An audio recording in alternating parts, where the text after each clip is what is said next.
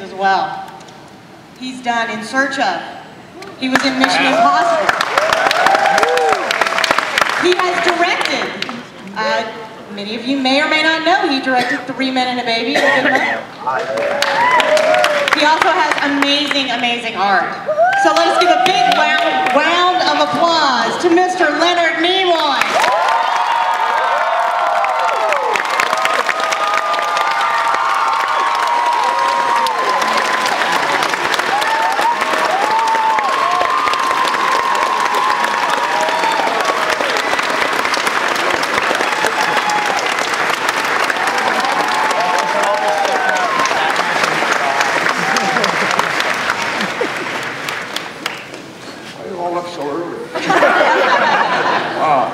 And wide awake too. Good for you. Good morning. Good morning. Good morning. Good morning. Are you having fun so far? Great, just great. I saw the footage of the Dragon Con parade on CNN this morning. It looked fantastic. It was a lot of fun. Yeah. Did you see the parade? Yeah. Hi. What do you want to talk about? Well, I wanted to start with your art, if that's okay. Okay. Which art? The books, your photography. My books, yeah. Your books and your photography.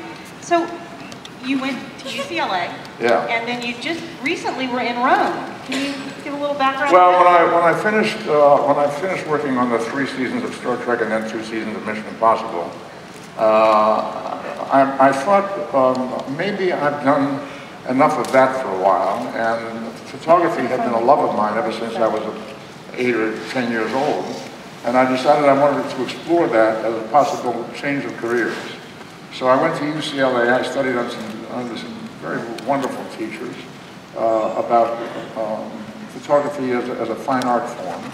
And then I realized you can't make a living in photography as a fine art form.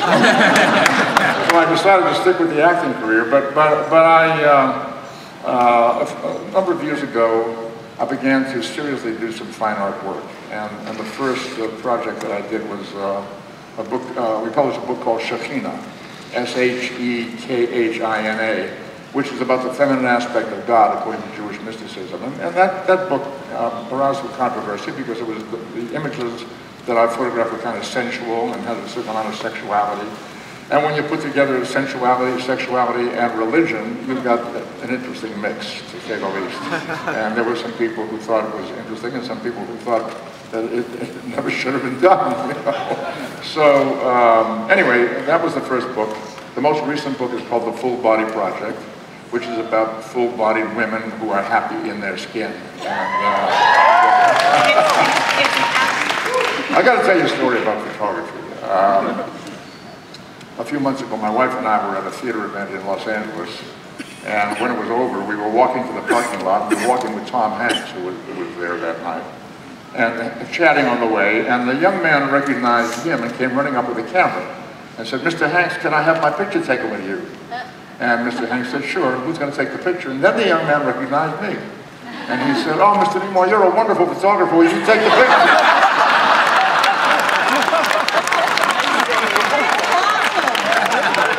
I thought it was just great. I shot the picture of this young man with Tom Hanks, so he now has a picture of himself with Tom Hanks taken by Leonard Nimoy.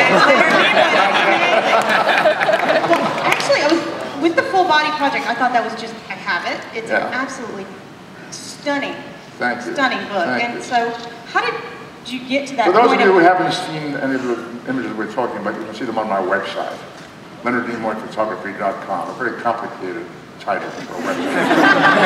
LeonardNimoyPhotography.com.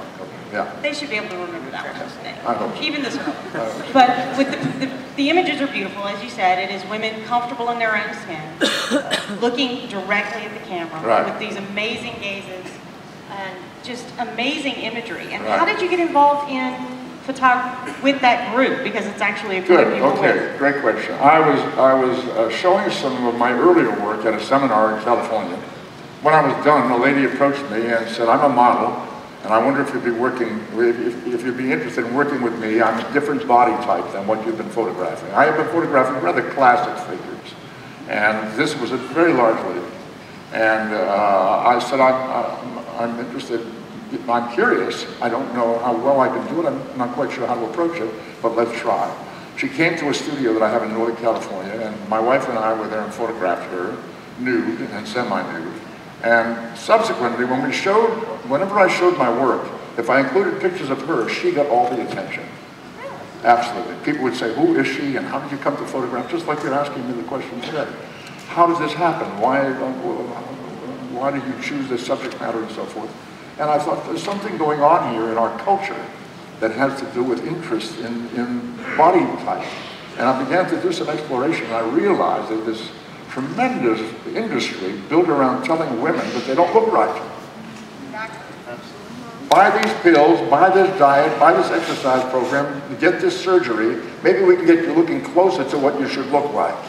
Telling women that they should spend money or do whatever it is to try, many of them in vain. Well, many women, many people, human beings are born in different body shapes. And there's an industry that says there's an appropriate body shape. And if you want to try to get there, we can sell you something that maybe will help you. And I became fascinated with that subject matter.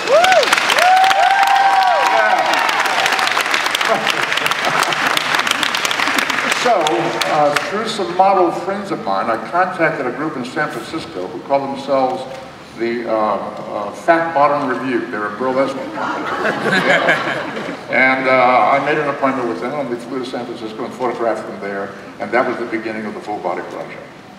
Yeah. If you have not seen the images, I cannot tell you how moving they are. They're absolutely beautiful, and yes, it's on his website. Again, that is LeonardNimoyPhotography.com. Right. But also through Amazon.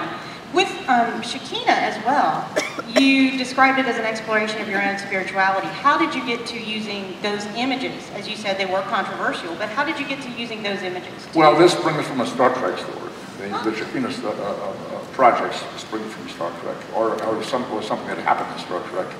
When I was about 8 or 9 years old, sitting in a synagogue, raised in a Jewish family, sitting in a synagogue with my family during the high holidays, there came a moment during the service when the congregation is blessed by a group of gentlemen who are known as Kohanim. They are the members of the priestly tribe of the Jewish people.